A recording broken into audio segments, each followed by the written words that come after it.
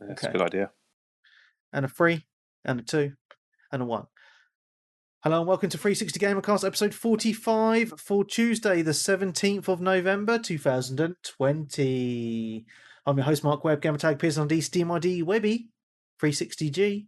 And joining me on this fine Sunday evening is... If this is a diplomatic ship to Rolderon, where is the ambassador? It's Ambassador Peeves. Since I switched, I can't think of anything. Okay. I can't think of anything either. I'm quite amazed by that. I'm not sure. I don't see my dad. Oh, goodness me. Yes. Peeves, what was that intro? I'm an Xbox ambassador. Oh, you know. Are Check you? my profile. I now have a little icon next to my name. Really? Yes. You sound very happy with that. Around, so I can't remember where I see it now. I think it was on the Xbox website, and I see something, I'll become an ambassador. I clicked it. Next thing I know, I'm doing these little vetting questions, and then I'm an ambassador. It's another job, Peeps. Really? Yeah. Are you Don't know what I signed up people for. up for breaking code of conduct? Yeah. Yeah, that's what you got to be careful. You've got to be really good on Xbox Live now. Peeps was never good on Xbox Live. Always good. Well, I'm looking at your profile on the PC. Let me just... Did you just do it just to get a free Xbox Series X? Well, I wish. Is it any... I can't see his profile. Is it fancy? Oh, he does have a badge. Wow. Wow, it has a little eye under it. What does that stand for? I think it's... Idiot. You get different levels of ambassador, and I'm a level 1. Oh, it's a 1. It looks like an eye. I think it's a 1 anyway. So you're the guy that stands on the street corner handing out leaflets, yeah? Yeah, pretty much. Well, there we go. I have to say, well, we're talking about Xbox. I'm actually really impressed with the updated Xbox app on your mobile phone. I think it's been updated for a little while, but I don't really go on it much.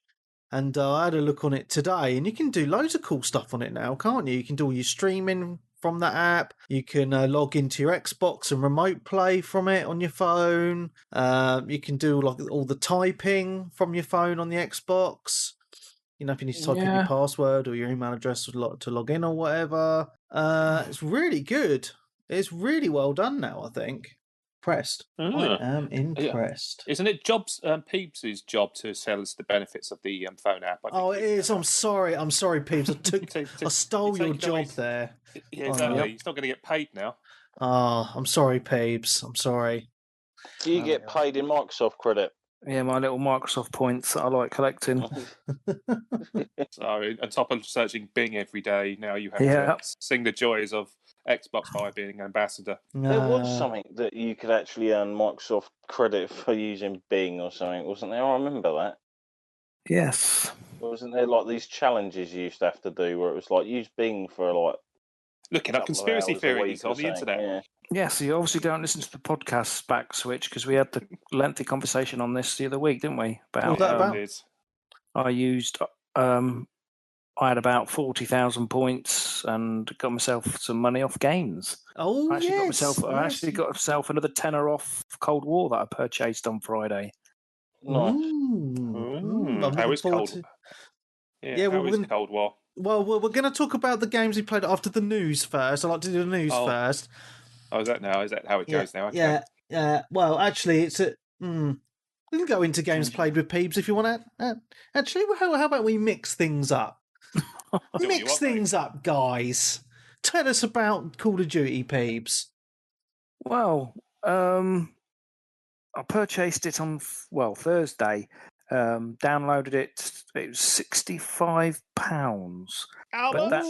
What's it called? Call of Duty what? Which one is this called? Cold War. It's £65 to download if you want the one that's playable on the Xbox Series X. I think it's £55 for just the standard that you can just play on the Xbox One. And I thought, well, hopefully if I get one just after Christmas, I want to be able to play the Call of Duty on the new Xbox. So I paid the extra and got the compatible one. So first off, it was £65, but I did have £10 voucher from my Bing points, so I got it for £55. And to be fair, I went in Tesco's. Still a lot. Yeah, but I went into Tesco's yesterday, and they're selling the disc version for 55 in there. Yeah, I saw that today as Yeah, well. it's a lot of money. So it's it's a lot. But if I put as much time into it like I have with Warzone, then it's money well spent. Yeah, but you won't know, will you?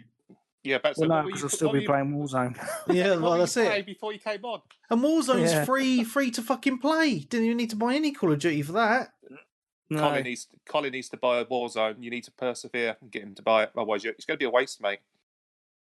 I've only done a couple of the first few missions on Cold War. My son's actually completed it.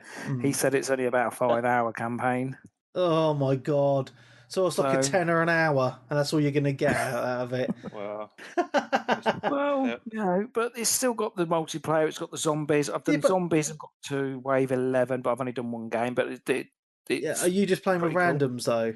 Yes, I have so far on that. Yeah, because you've got no one to play it with, because no one's going to fucking buy it that you know. Well, I remember when the first Call of Duty. Do you remember like when World at War and Modern Warfare, the first one came out?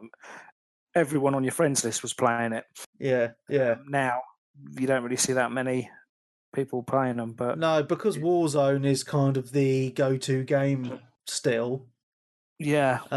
You know, I don't see people, like most people, getting any longevity out of this. You know, they'll play the campaign, get bored of the multiplayer because no one's playing it, plays zombies for a little bit, and then they'll be back on Warzone again.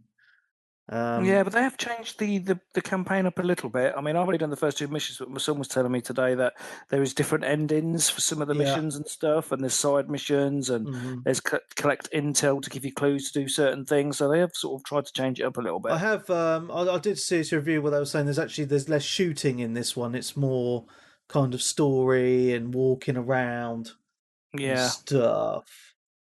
Yeah, but I mean, graphically, it's pretty, pretty much like all the other Call of Duties, but they are done well. And they are good shooters. Have you had any issues with it? Because I know on the Series X and the PS5, people are getting a lot of issues where the game is shutting their consoles down. I don't know. Is that an issue with the One X or the One S that you got? No, it must just be the next gen systems. And the most important question I have for you, Peebs, about Call of Duty is what gender did you choose for your character? Male. Oh, okay then. You didn't go non-binary. To be quite honest, I never even noticed the other option. I never even noticed it. Fair enough. That's just an important question. What it's set in like the 70s or 80s? No, the 80s. I think it's 82. The Cold War is to do with the Ruski spying and all that sort of stuff. Well, America and Russia were spying on each other, weren't they? Yeah, trying to outdo each other. Back in the good old days when people used to really care about gender. I know. I don't. Like I say, I've not put too much time into the campaign. First couple of missions, I did a chopper mission, which is the second one, which is quite well done. I've only played a little bit of multiplayer. I'm not to be quite honest, I played the beta and I actually quite like the multiplayer. But having a few games on this one, I wasn't so keen. I don't know. I thought it was because I'm so used to the Modern Warfare. So we'll see. Like I say, I need to put a bit more time into it. But overall, it's funny actually because I've spent more money on games these last few months than I have in a year. I bought FIFA a couple of weeks ago. Yeah. I bought Watch Dogs Legion, 50 quid. And then I bought World at War, 50 quid. So I've spent like over £150 on 3 games, and I've spent all weekend playing Burnout Paradise. Nice. Remastered. That's hilarious. Classic game. It was one of my favourite games back in the day. I still think it's one of the best arcade racing games, and I spent most of the weekend playing that, thinking I've spent all this money on these games, and the one game I want to keep going back to is Burnout, which I rinsed first time. I think when it first came out, I bought it on the Xbox 360. Yeah. Then I bought a PlayStation 3, and a couple of mates at work had PlayStations, and they were playing Burnout on there, so I bought it on the PlayStation. And then went back to my Xbox, couldn't find my disc, so I went out and bought it again. So I bought it 3 times on disc first time around. There was just a few achievements I didn't get on it. See, I have fond memories of playing that with you, Peebs, on the 360. We used to go online and play that a lot. Yeah, we did. Yeah, because and you could do all the challenges online. You could have, you could do. It's very online focused. It lets you start parties up through the game, and it used to have the. Do you remember the little Xbox cameras you used to have? Yeah. You could hook your camera up, and then when you took out someone, it would flash up, and you could take a picture and stuff. It was really cool. I integrated the camera and stuff. Yeah. But I tried on because it's still got all the online challenges on this one. I thought, well, there's no one's going to be playing it. Went to find some challenges and some people to play with, and there's loads of people on there. Yeah. Well, especially now because it's part of Game Pass, right? Yeah. With, is this on the EA thing? It's on EA Play. Yeah. Cool. But yeah, this is the remastered. It's got because the island originally was DLC. The islands I think everything's amalgamated into this one remastered. Oh, so because I was playing it today actually. Yeah. And so when I launched it up, I had loads of options for loads of different cars, like the Ghostbusters car and the DeLorean. Yeah. Yes. And I was thinking, has the DLC I purchased on the 360 carried over? I wasn't sure if it had or if it was just available for everybody. No, I think this is just like the Game of the Year remastered edition. Sort of ultimate edition, yeah. Okay. Because my missus played it and she said that she didn't have access to any of those cars, so unless she didn't see them or something. Yeah. But I think it'd be quite cool to play this online again, Peeps. I did put a message definitely. in our I know chat. when you organised your Forza gamer nights, perhaps we could organise a Burnout one. Well, the Forza ones just died a death, so we'll just go over to Burnout, I think, because... I actually, after the podcast a couple of weeks ago, I put Forza on, because it's sat on my hard drive, and it's quite a high gig, taking up a lot of space, and I thought, I don't really play it that often, but I do like the Forza game, especially that one. Yeah. And the last time I played it a couple of weeks ago, I was just a little bit bored of it. Yeah. So I've deleted it off now, and I think we'll Burnout. If I get the itch to do a racer, I'll be Burnout for the foreseeable future. Yeah, it's a good fun game, man. On that. Yeah. Yeah, it's good. You've got all the billboards and it's got a lot to it. It's the billboards, the races, the show times, the gates, and quite a big area. There's loads, isn't there? And the thing is, you don't know. Same on the 360, you don't know where you've destroyed the gates, for example. So if you've only got one left to do the achievement, it's like, well, where the frig is it? You know, that was what done me when I go to my Xbox 360 list. I think I've got I'm only like 3 achievements short of getting the whole lot on the original, and one of them is I think I need to find one gate. For the achievement, but I spent hours trying to find this gate and I couldn't find it. Yeah. Aren't they separated by area then on that one? Because I know some of the ones later on, like where they did that kind of thing, and say like the Need for Speeds, they no, so you just knock them in the areas what you've got. No, they puts nothing on the map at all. No, nothing. So you have no clue. Yeah, which is annoying. Yeah. But yeah, it's a lot of fun. I think it's a great game. And I think for me now, Peebs, it's been long enough since I've played it that it's kind of fresh again, if that makes sense. Yeah. Well, yeah, like I say, I put it on. I rinsed it first time around. I put it on and I just couldn't put it down again. I was like, oh, this brings back so many good memories, and it just still holds up really well, I think. The only thing it misses is obviously it doesn't have proper cars. They're all their made up cars. Yeah, but a lot of them are licenses good fun. or whatever. But I did notice that Dan was playing it earlier today as well. I was. Yeah. I was going to talk about it a bit later, but I did it because I saw you guys talking about it. But I also played Need for Speed Payback on Game Pass early this weekend, and that's dog shit. Oh man, and I saw Burnout was on it, so I downloaded it overnight. So I just stuck it on and. Blah, blah. That game is just fucking brilliant. It is. You go from this is the problem EA's got at the moment. They've got this Need for Speed franchise that's huge in terms of financial clout, and they need to keep it alive by rehashing some kind of fucking Fast and the Furious bullshit knockoff every couple of years. Yeah, And agree. Need for Speed Payback is no fucking fun. It's awful. I mean, there's no fun. Everyone's a dude. Everyone just races around. I don't really give a shit that he's been demoted to fucking croupier. Right? It makes it Las Vegas, puts it in a facsimile, and then makes it really, really fucking dull. There is no sexiness or enjoyment that comes with Vegas. You're basically racing around in boring races. It's awful. Yeah. But then you look at Burnout, and there's none of that kind of shoehorned in. It's pure arcade. There's no story. It's fun, imaginative. It's done by a group of designers who go, oh, what if we put a ramp here and see where that goes? And it's fun. You know, exploration's there. It's the online functionality. I haven't tried it this time around, but I remember it being brilliant. Yeah. Why can't I make games like that anymore? I don't know, mate, but I think that's why they seem to rehash them all the bloody time. Sorry, Darren. Yeah.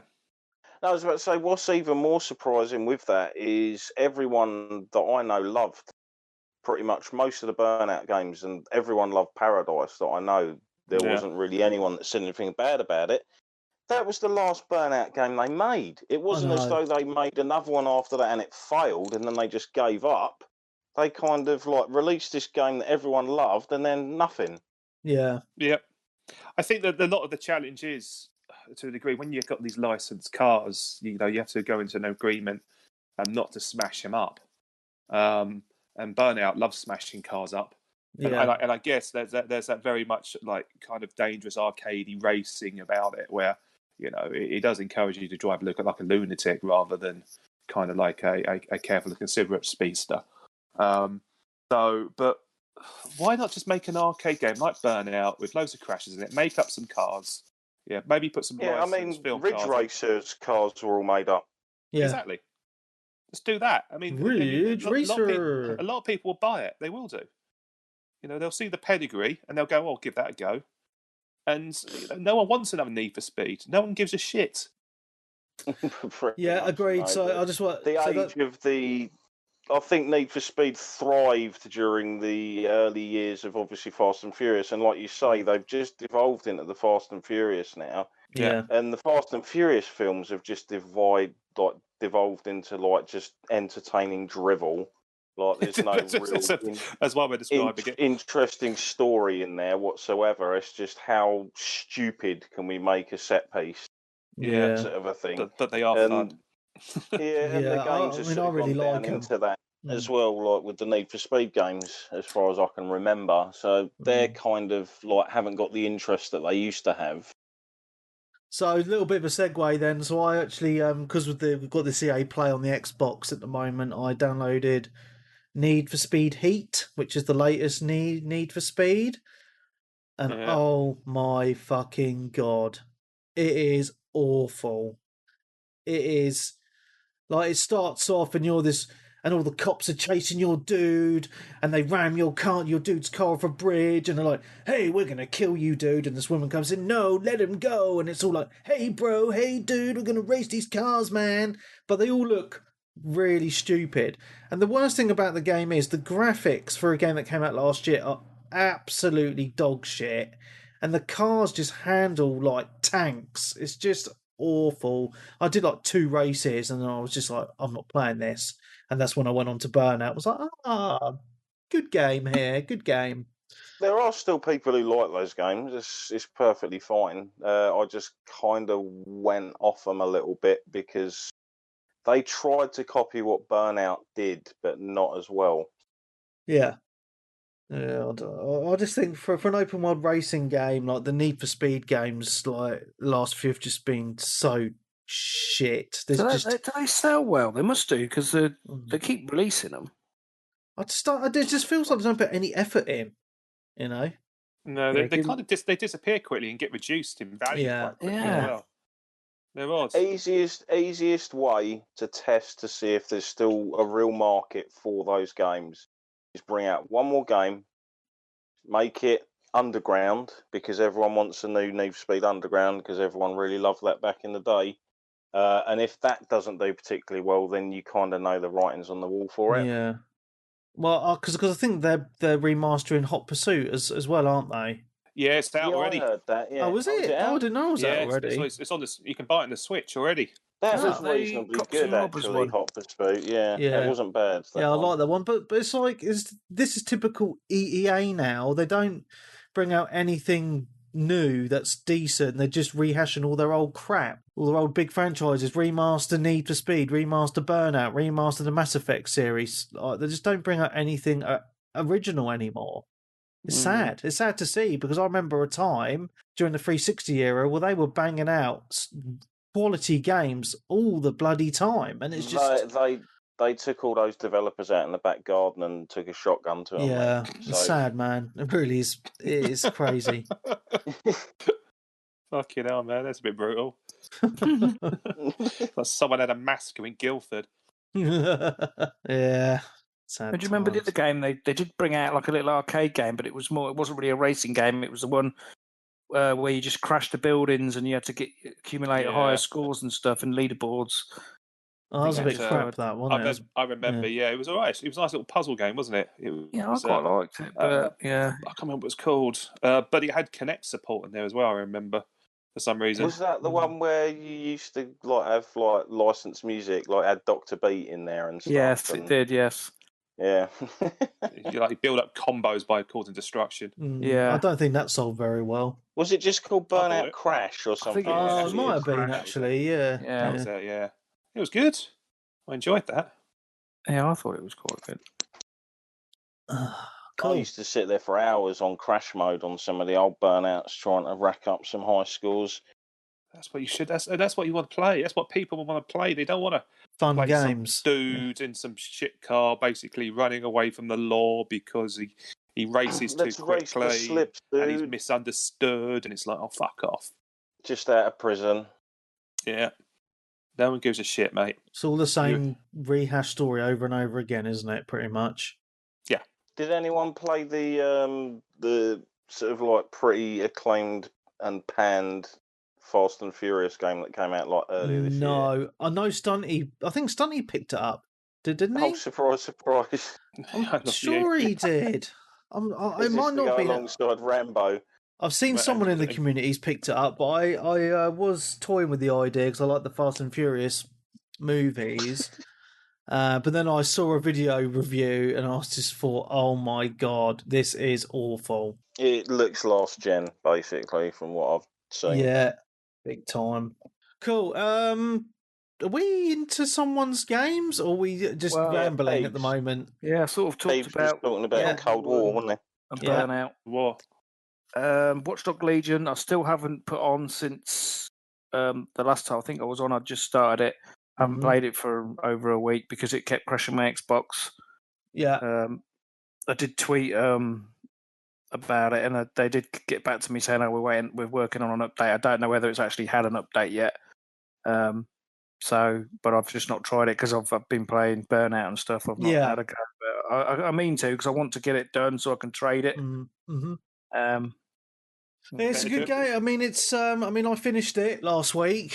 I enjoyed it. I have to say, I enjoyed the game, but it just had so many issues that really just took away a lot of the enjoyment from the game. It was very buggy. I had to restart multiple missions because they had game-breaking bugs. The game crashed my PC a few times. I know it's been crashing Xboxes as well. I'm not sure about PlayStations. And the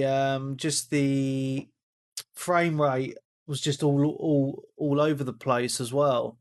So I think Watch Dogs came out a bit too early. They hadn't polished it enough before releasing it. Wasn't it supposed to be coming out next year? It was meant to come out like earlier this year. I think it already had been delayed. Oh right, but I'm sure March or something. March, February or something rings a bell, but I can't remember if that was this year or last year.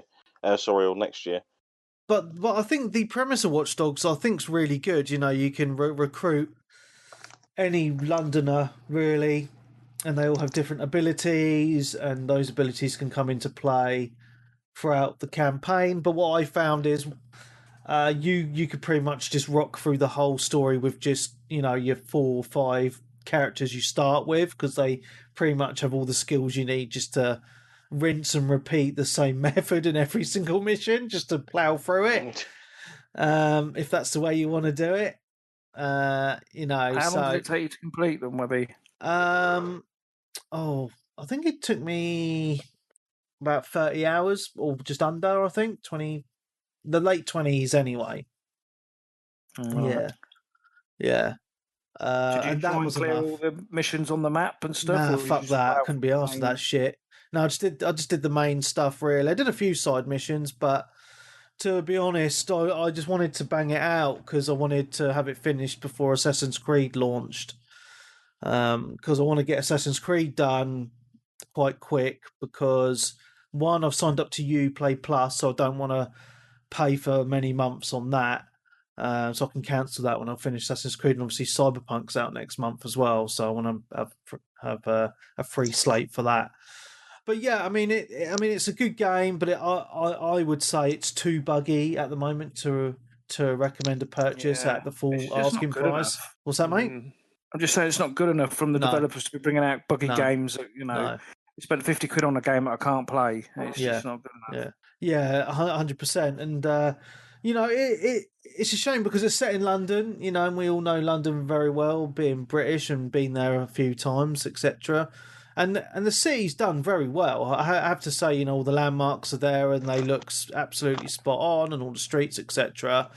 And the vast array of different characters that you can get from the general public is really cool as well. But I just think they probably needed a little bit of extra time just to iron out those issues, because for a AAA game at full price, as a consumer, we should be expecting better than this. Yeah, definitely. So that's my 2 cents on it, anyway. But yeah, Ubi shite.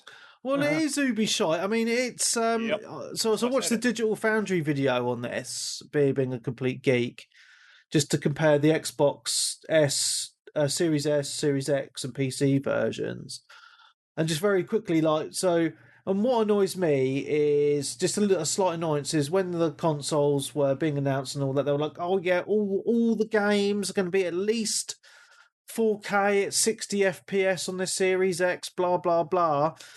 And Watch Dogs doesn't run at 4K on the Series X. It does dip down to like 1440p, and the frame rate dips down as well. And from a technical standpoint, that really annoys me when console manufacturers are touting, oh yeah, all the games are going to be running at least these specifications, and the games come out at fucking launch and they don't run as they're advertised. That's just a little pet peeve of mine. In the past, in any other sort of business, it wouldn't be accepted or tolerated, but gaming, we seem to let it happen. Yeah. Because they can patch it later. Yeah. Let it off out the door. That's all right. On your way, we'll just reel that back in later and give him a fixed job. Yeah, mate. I mean, you better get it finished before the end of lockdown, because there's going to be a queue at CEX with a lot more copies of Watch Dogs. Probably won't be worth anything. Yeah, just get in there. This is why a lot of games of that sort of type, and obviously more and more games these days, have season passes, because they want to tie their audiences in to keep hold of the game and dissuade people from just selling it on. Yeah, and deluxe editions as well, which is bullshit.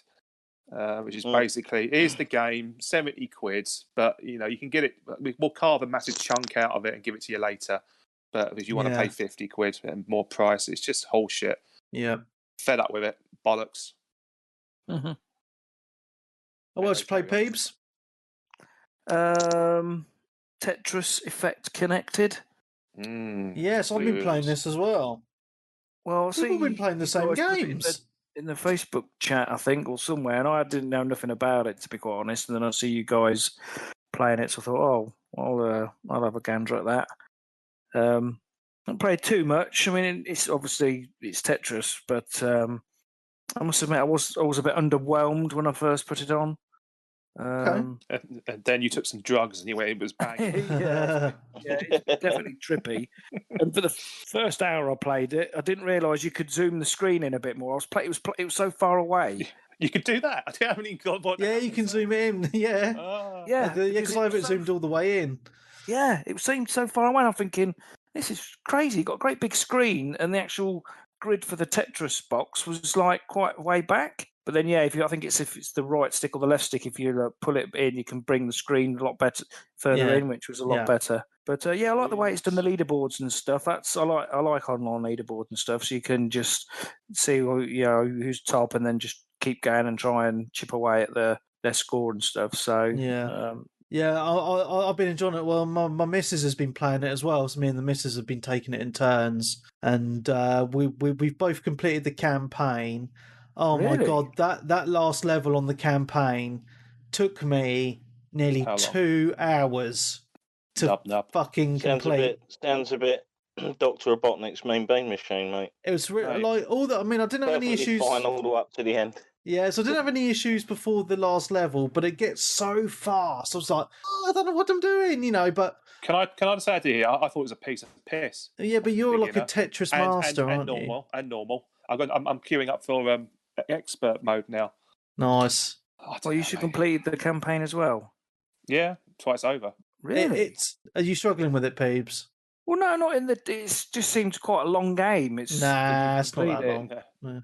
I've already got about 300 gamer score off it. Yeah, because there's quite a lot of modes on there, actually, isn't there? I've not actually tried the other modes.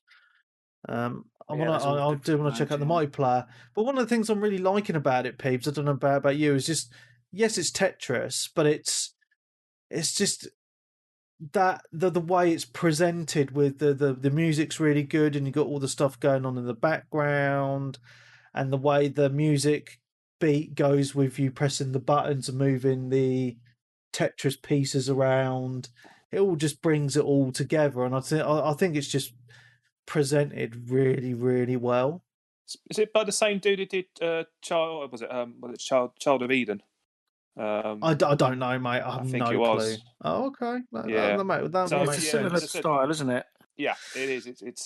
It's definitely a Japanese developer. I was going to look it up before. Excuse my ignorance, but I was going to look it up before the podcast. But I'm pretty sure it's the same guy as Child of Eden. Which I mean, it's great. I think. You can. I mean, at one point I was trying to do Tetris drops to the beats of the song, and I'm not sure whether or not that gets you bonus points. I haven't really read too much around it, but I've got a feeling that it does fancy things if you stick to the rhythm of the music to a degree, which is even more genius. And I haven't got more than an A rank yet, and I think you can get up to an SS, so that's something to work on, I guess. SS rank. SS. I think I've got a C as my highest. I think I'm probably about the same as you, Peeps. I just find there's no shame in it. Obviously, as the bricks come down, you can you've got like the shadow of the brick below it. Yeah. See where that sort of annoyed me a little bit. It put me off. Really? It took me a while to get used to it because I know it's sort of you can sort of plan where you're going to put the brick, but it sort of put me off because sometimes I'd get confused with is that the actual brick if you're not concentrating enough. Well, you need to concentrate. You need to stop drinking so much and concentrate, mate.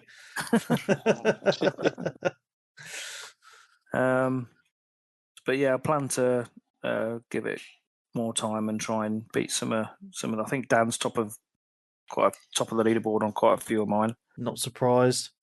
Yeah, I haven't really looked at the leaderboard yet. I'll have a look. Cement that after the podcast, I think. Stay up till 2 a.m, banging it out. Yeah, it's like the old days. Yeah. Well, I do have work tomorrow, but we'll see. Cool. And then, I told last time I was on, I was talking about the Five Nights at Freddy's, wasn't I? I just downloaded it. Did you try it? No, I've not time, mate.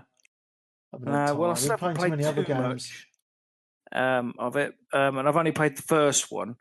And it's basically you're like a security guard, and you're in like an office, and you've got these cameras. It sounds thrilling. It sounds like your job. Sounds like exactly. It's Sounds exactly like mine. Yeah, I mean, it's fairly basic because I think it was like a mobile game and they've ported it, but it was really popular, like I was saying the last time. But basically, yeah, you're the security guard and then you're in, I can't remember what it is now. Is it a pizza place or it's a restaurant or something? But there's all these animatronics in there and they come to life and you got to keep moving between the cameras to see where they are. And then, so you'll look at one camera and you'll see it there, come away, go back to the camera, you'll see it's gone. Basically, you got to stop them from getting to your office. But so you've got doors and lights in your office, but you can close both doors, but it uses the power. So you've got like 100% power, and you've got to survive from 12. You're on like a night shift, so you've got to survive from midnight to 6 a.m. So you've got to survive 6 hours without these animatronics getting to the your office. So it's a trick of trying not to use your power and checking the cameras and things. It's quite a hard game. It's quite a simple game, but it's quite hard to explain. But yeah, then there's they've done more. There's Five Nights at Freddy's 2, 3, and 4. I've not tried them, but I think they're similar type structure of the game and stuff. New locations, I think, isn't it? Yeah, it's just like you're in a different office and different locations and stuff. But yeah, they're quite, and they are quite scary. They're supposed to like give you jump scares. Yeah. That does look quite freaking. Watching video. if you're playing in a dark room, just like on your own at night time, and that is quite scary because they do, if they get to the room, they'll like just like give you a jump scare. But there's a Nicolas Cage movie out next year. Based on, well, it's not based on Five Nights at Freddy's, but the idea is it's a theme park with animatronics that come to life, and he has to kill them all. So there's a trailer online for it now. So is this before the Tiger King film? It's already been filmed, so there's a trailer out already. So yeah, check it out. I can't remember what it's called. It's called Welcome to Willy's or Wally's or something like that. It's called. I can't remember exactly what it's called. I'll have a look. Yeah, but it's out next year. Nicolas Cage versus animatronics in the style of Five Nights at Freddy's. Oh, Five Nights at Freddy's. Yeah, sorry, that's quite interesting. Yeah, straight to video, straight to straight to stream. Just the way it should be now, isn't it? He just straight to video. Yes and no. I mean, there's a few things coming out. Has he got anything coming out? I don't fucking know. To be honest with you, I'm looking up right now and seeing what he's got coming up. He's got one called Jiu-Jitsu's coming up. That's going to be straight to streaming in next month or this month. In fact, that's definitely one I'm going to watch. But we'll see. But yeah, did you ever watch that weird? Just reminded me of some film that came out. It was either last year or the year before. It's like a black comedy with Jesse Eisenberg, where he's like learning self-defense. No idea what you're on about. Go on. I'm trying to remember, mate. I'm trying to think. Yeah, no, I can't remember the name of it. I'll come back to it anyway. It's called Willy's Wonderland. There you go.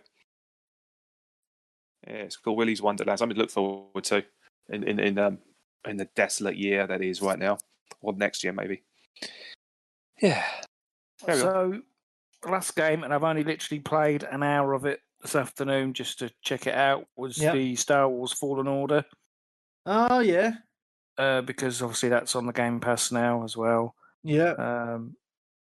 And yeah, I'm quite impressed. It's like I say, I haven't done too much. It's basically the tutorial where you're running around through the train thing, and learning all the moves and stuff. So liking what I've played so far. So looking forward to getting into that. But this is the thing now. As a rule, I don't like starting too many games, and I've got the Cold War campaign going. I've got the Watch Dogs going. I've got this now going, and I had Dishonored 2 going before all these games come out. So that's 4 games on the go, really. I'm still amazed you didn't get Star Wars when it came out last year. Because since you're such a fanboy. Yeah, I know. I did think about it, but it was just last year I just didn't really buy any games. I was just going through a phase where I was just playing the Game Boy, the Game Pass games, and this I've spent like I was saying, I've bought 3 games in a month this month, and that's the first time I've done that for like 2 or 3 years. Oh wow, yeah. Someone's doing well for themselves. And then obviously I still want the Valhalla game as well. I wish I'd waited now, not got Watch Dogs and got Valhalla instead, but, these things happen. That's why I'm going to try and... There's still bugs in Valhalla, which we'll get to. Yeah, we'll talk about it. Well, Okay. yeah, Well, that's me done now, get so to that. we can move along. Okay, who was next? That'd be me. Oh, it is Darren next. I mean, obviously, I talked about a few of the things I've been playing yesterday on the special, which is the Patreon episode. So yeah, obviously, I got my Series X, so I've been playing most of my gaming time on that, sort of after work. So played Fortnite on it. Like I said before, it's like the Save the World mode has had some like really good improvements to it, like when it comes to sort of like visual effects, and it now runs at like a smooth 60 FPS, which does make a lot of difference in a shooter. But yeah, apart from that, nothing else really new. I tried out Dead or Alive 6 because I watched a Digital Foundry video where they're basically sort of saying like, yeah, you can play in like the prioritized resolution and it'll run at 60 FPS. Well, it doesn't seem to. Because I literally went into a training match just to test it out, and straight away I noticed like it doesn't look or feel right. So okay. I don't know whether you don't have prioritized resolution on or off or something. I'm not too sure, but I didn't really notice that much of a difference, to be honest. Mm-hmm. And then when I went on like a message board about it to see if anyone had talked, like the last message that someone had put up was like 6 months ago or something for it, and I was like, wow. right, yeah, popular game then.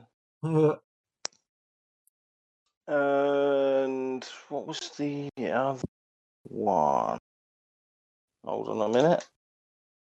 Oh, Black Desert, of course. Yeah. Which again, like I talked about yesterday, that actually does enable you to play it in like higher resolution, like the 4K sort of mode enabled, and you keep the frame rate from before that. So it's basically, in that case, it's done what I wanted, and in some cases even farther beyond. There's like an area called like Marnie's Farm or something, which is just off to sort of like the southeast of Calthian, which has got like these creatures that are made out of like this mass of like gunk with like bits of junk swimming around in and out of their bodies, and like the frame rate there used to absolutely tank on the 1X or whatever, but now I go there and it just runs perfectly. There's like no issues there whatsoever, so that's a bonus. Nice. This game's on Game Pass as well now, so if you have got obviously a Series X and Game Pass, then it's well worth giving it a bash just to see it like nice and crisp and shiny, as it were. Although the game still looked fine before. Yeah. To be honest, it's just nice to see like sort of decent textures and stuff at a decent distance and stuff. And then obviously the main game I've been sort of playing, I've sunk another 5 hours into it today, in fact, was obviously Assassin's Creed Valhalla. So how much time have you put into it in total? 12.5 hours, I think, so far. Okay. And I'm still not out of Norway. What? Mate, I do everything, mate. The way you play these games is nuts. Yeah, I clear everything off a map before I move to the next area. OCD. Oh, you are. Yeah. I mean, I got out of Norway in under 5 hours. So, yeah, Webby, we know how you play your games. Get to the end. Like his arse is on fire. Yeah. Running.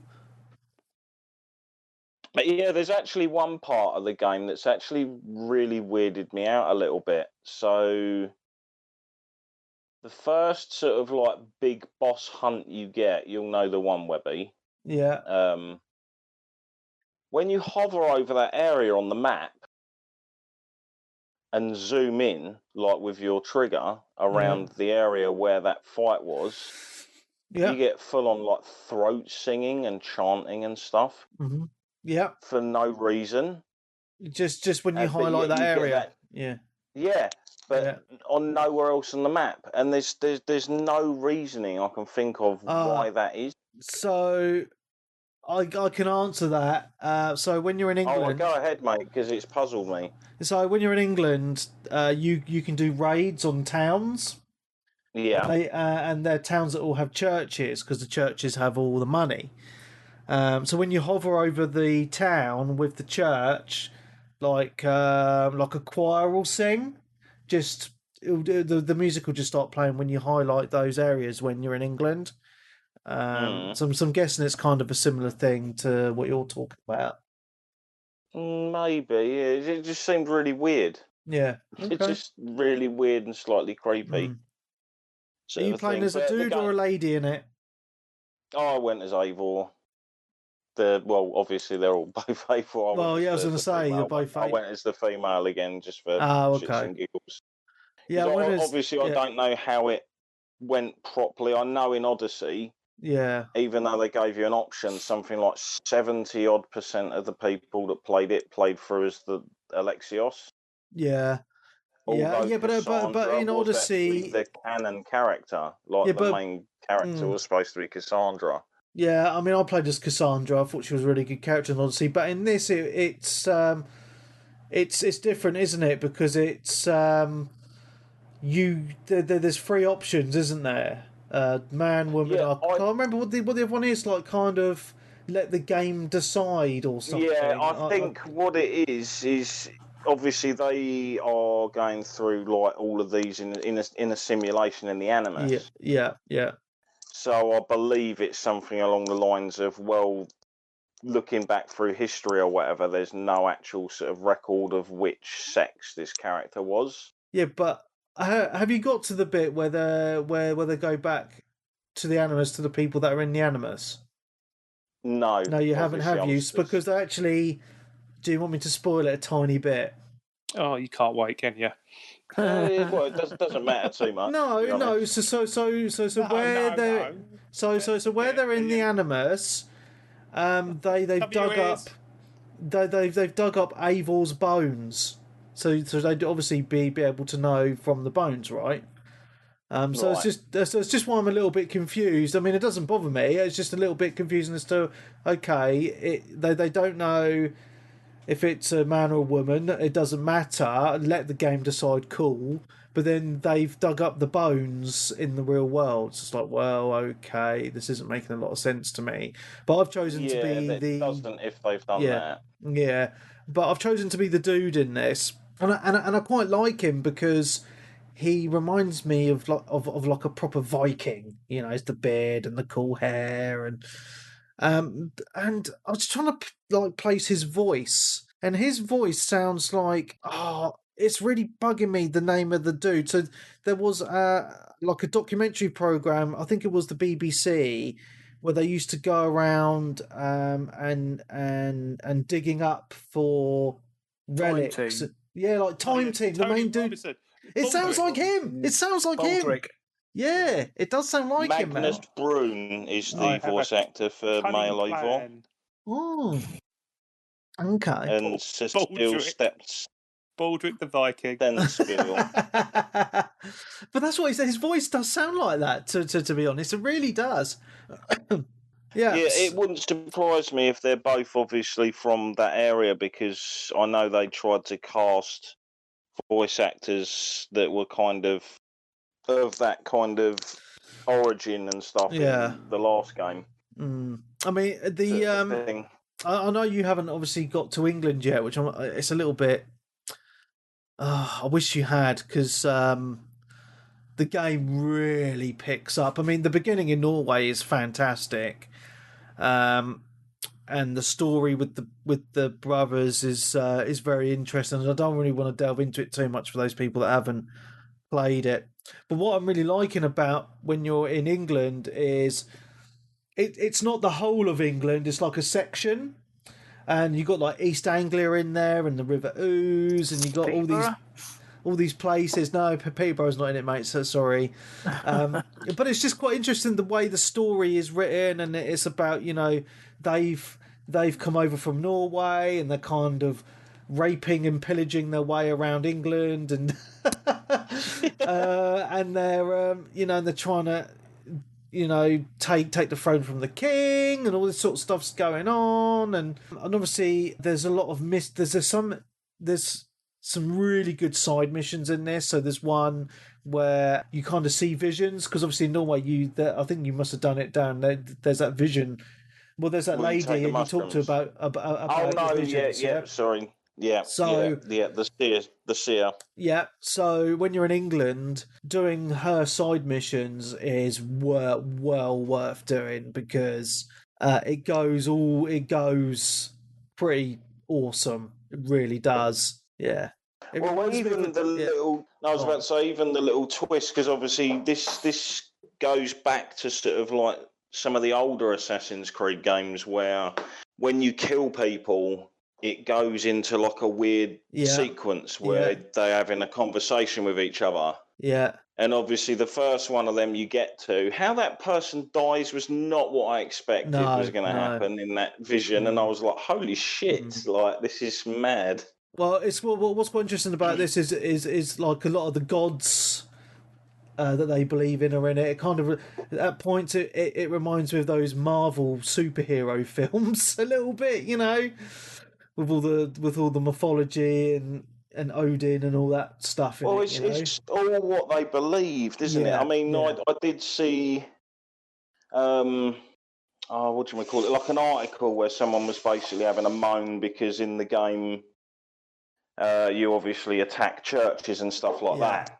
And while you're raiding, like some of your people will be like, kill the Christians and all this lot. And someone was like, oh, it's offensive and that. And I thought, no, it's of the time. If you know anything about the Vikings, they hated any religion that was out of their thought of what they actually believed. And it was the same the other way around, because when you're playing the game, obviously you're in England and it's all Christians, all the Christian. So all the talking is back and forth. So all the Christians will be like, oh, you scum, you don't believe in God, you're going straight to hell, and all this sort of stuff. And then the Norse guys are giving it back. So it's all that back and forth, right? Which would have happened during that time period.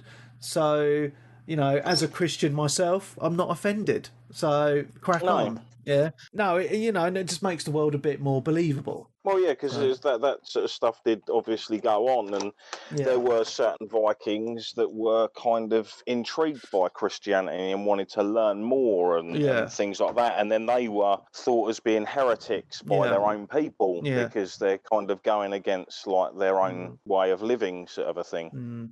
Yeah, I think for me, I mean, I've played the last few Assassin's Creeds as well, but this is the first one that's really drawn me in. I mean, I really loved Odyssey. I didn't really enjoy Origins that much, to be honest.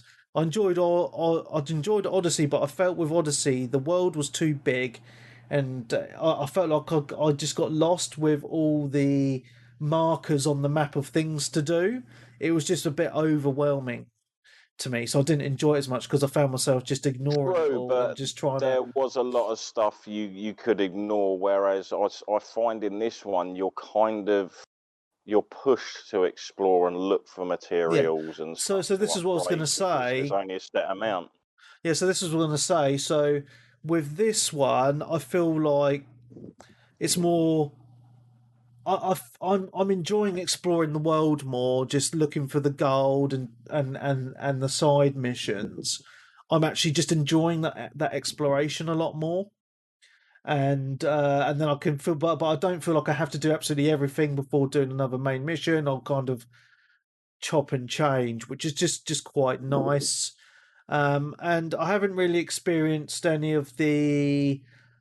So with Odyssey in particular, I did experience it in Origins, but I didn't finish Origins. I found myself gated in Odyssey, where I couldn't do the next main mission because I wasn't a high enough level, so I had to go back and kind of grind and do side missions before getting to that level. Whereas in this, the leveling is gated in a way of it recommends you be a certain level to go to certain areas on the map. Like where I am now, in the first map, I'm in a 280 power level area. Wow. Well, you get sent there as part of the main story, but it's like a 280 power level. Yeah. So you obviously don't really want to go off exploring around that. Yeah. And I have heard you go there later in the game. You like go back, sort of a thing. So I'm not sure. I mean, all the reviews I've read, I've read on the game have said that you don't get gated because I think you level up enough as you're just playing through the game, but you do gain a lot of extra leveling points whilst just doing the side missions anyway. But the side missions are enjoyable. They really are. You come across some quite interesting characters, some really good storylines. And there's obviously the hunting for gold, which some of them are like a lot of puzzles. I think the world is really well done and it's absolutely beautiful. It just looks stunning and it runs really well. Yeah, today, in fact, it was just about an hour before we started recording. Yeah. I went back to my original home. Oh, okay. Yeah. Like from the very, very start of the game. Yeah. And it's completely overgrown by nature. Oh, wow. And it looks stunning. It was like just as the sun was coming up and everything. And I was just like, wow, look at that. Nice. Yeah, this game is beautiful. And I think it's been optimized well because it runs really, really smooth. I have had a few of those open world glitches. One of the big glitches I've had, and it's the only one that's made me restart my mission.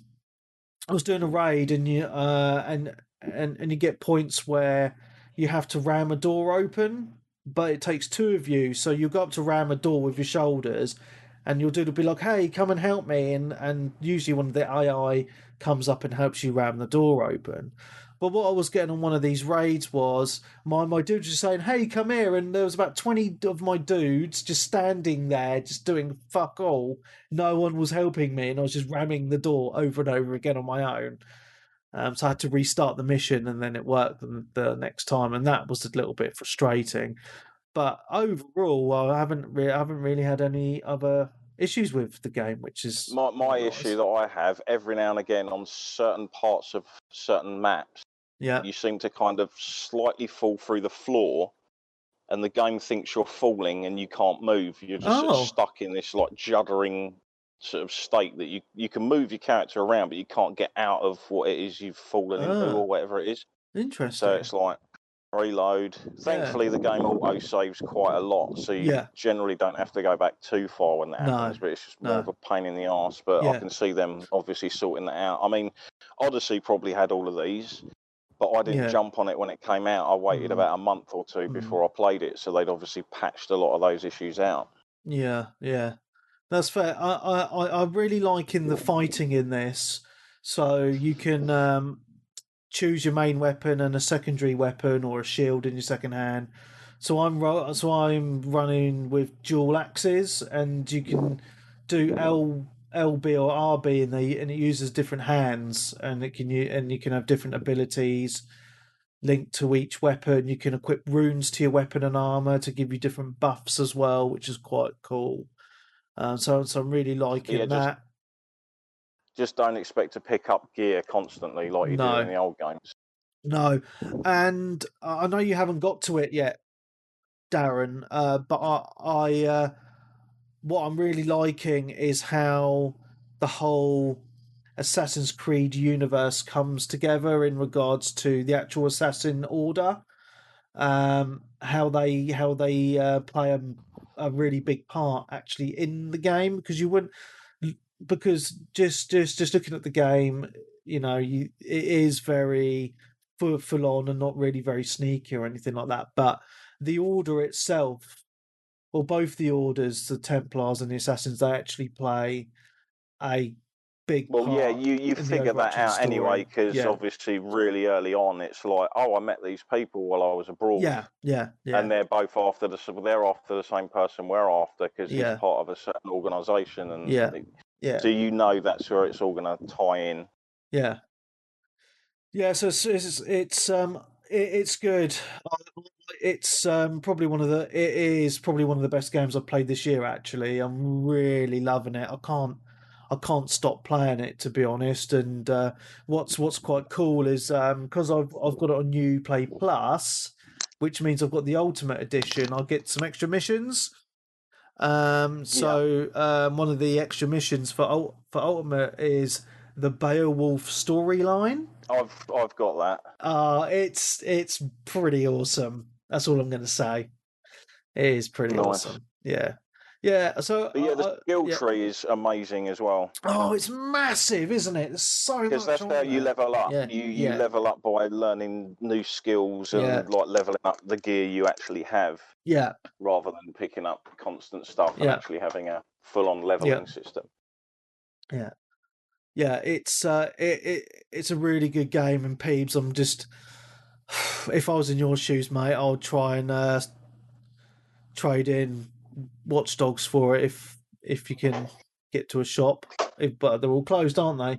Well, CX are doing click and collect, or you can do stuff with CX. Yeah, you can still do things with CX. You can drop and collect and stuff. But I'm just gonna. But I'm gonna play with what I've got so far. Yeah, I've got of these course, four games on the go. I'm gonna wait. Well, this will be on sale probably by Christmas anyway. Knowing Black Friday deals. Game.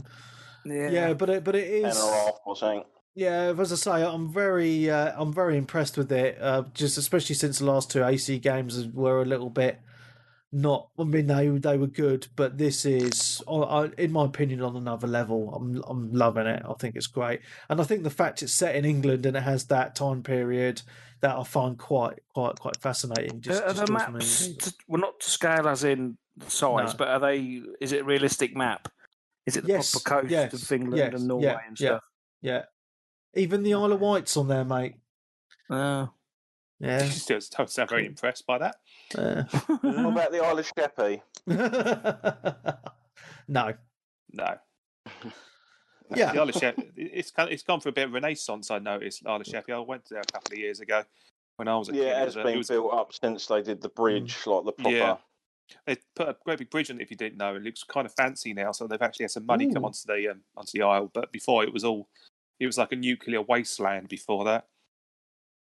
But anyway, I digress. There was a little bit of news about this game, actually, which I thought was a bit odd, shall we say.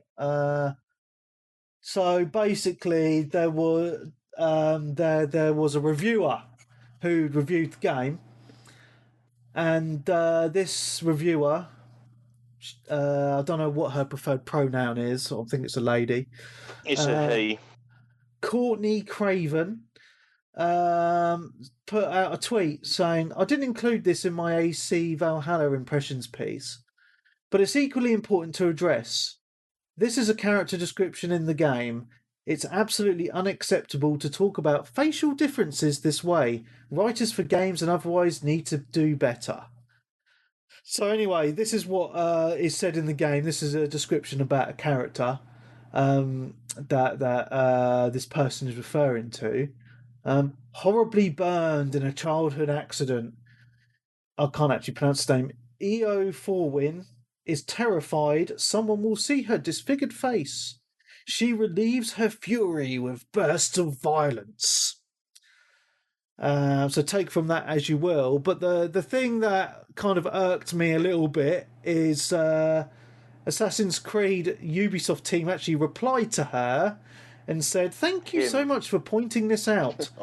We apologise for unintentionally reinforcing ableism through this language. We will remove this language in an upcoming update." I was just like, are you serious about this? This is just... I just found it just kind of odd that they're doing this and apologising. I think Ubisoft are on a bit of a back burn at the minute, just trying to apologise for everything since they had that kind of sex scandal. Because they had that sex scandal, didn't they? Where a couple of their people got fired for trying it on with some women or something. I don't know. I don't know exactly what happened to Ubisoft, but the whole thing was a toxic environment over many years. Yeah. It was absolute bullshit. I mean, rather than pinpoint anything particular, I don't think that does the whole kind of situation justice. I will chime in on this. I thought you would, Dan. Yeah, but I have to. Just to balance the bloody conversation, because I see where you're going with this. the issue is Ubisoft are on the back foot here, and they are. have to be, and they will be for the foreseeable future. So, no, if you do fancy, taking offence to anything that Ubisoft has done, maybe if you're not quite upset with, their publication of the South Park games, maybe chime in. You never know; you might get lucky. That's all I've got to say. Fair enough.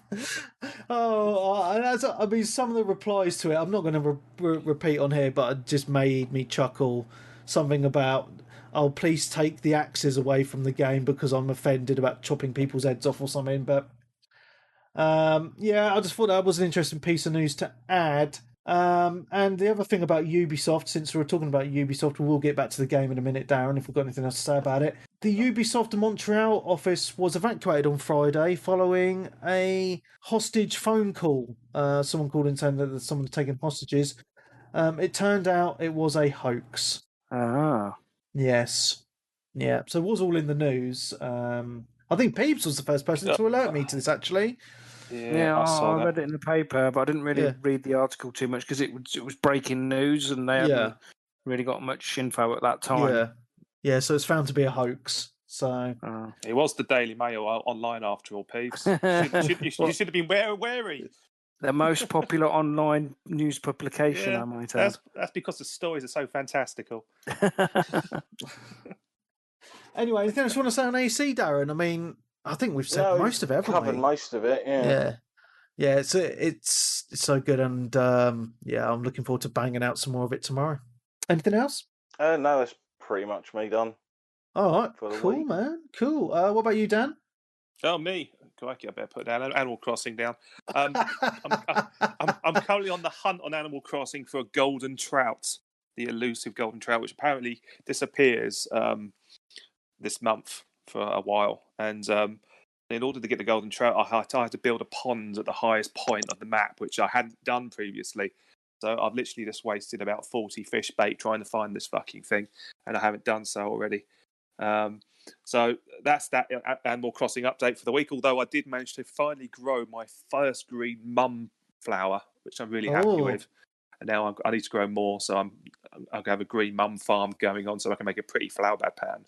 But yeah, anyway. Hit up, I suppose, the first big game I played this week was Spider-Man Miles Morales on the PS4. Oh, yes. I haven't finished it yet. I know some people have raced for it. I've been savouring it, but only playing it in like 2 hours spurts or kind of like goes, which is fine. Wow, this game's great. Even on my old creaky PS4 Slim, it looks great. I mean, it's if you played the first Spider-Man. Yes, I completed it. Yeah. So that one's set over the summer, autumn months. So you'll see the city evolve at night time, summer and so forth. This one's set at winter, so it's snowy. So it's the same kind of map, I guess, with added things on. People walking about their business as if it's winter. There's still tons of things going on. The side missions have taken a step up from the first game, in my opinion. They've got this cute little app now, which basically people log into and send Spider-Man requests, and off he goes and he rescues cats. But the story evolves, and at the moment, pretty much all the missions I'm getting are kind of different from one after another. So it's always a nice bit of variety in there. But just going back to the game itself, the controls are similar. Well, they are the same, I guess, to when you're playing Peter Parker's Spider-Man. Although, if you're familiar with the comics and obviously into the Spider-Verse, Miles has got a couple of extra powers which are represented here, and one of them is the Venom Sting, which is like bioelectricity shock he can do, which he can power up when he combats. And then there's the Venom camouflage, the camouflage as well, so he can turn invisible for a short amount of time. So it actually adds the stealth takedowns and so forth. So in theory, he's more powered than Peter Parker, but he's got less gadgets this time around. So there's less options, I guess, for kind of combat. Although he has got some bit of variety on there. They can send out combat drones to fight on his behalf as webbing, or he's got kind of like EMP shock. Remote mines and stuff like that. It's question really, really I have, Dan, about this game is because I remember when it was announced, and a lot of us were upset because we thought, oh, it's just going to be like a DLC add-on to the main game. Is that how it is, or is it's No, full not at own all. separate game? Full own separate game.